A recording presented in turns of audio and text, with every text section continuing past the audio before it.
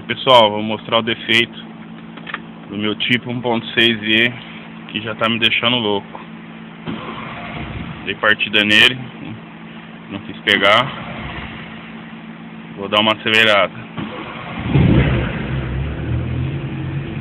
tentando estabilizar.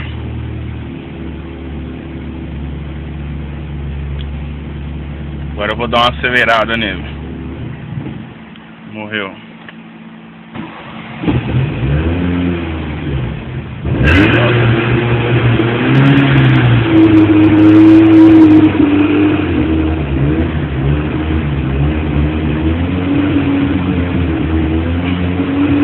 Tá parado numa aceleração só.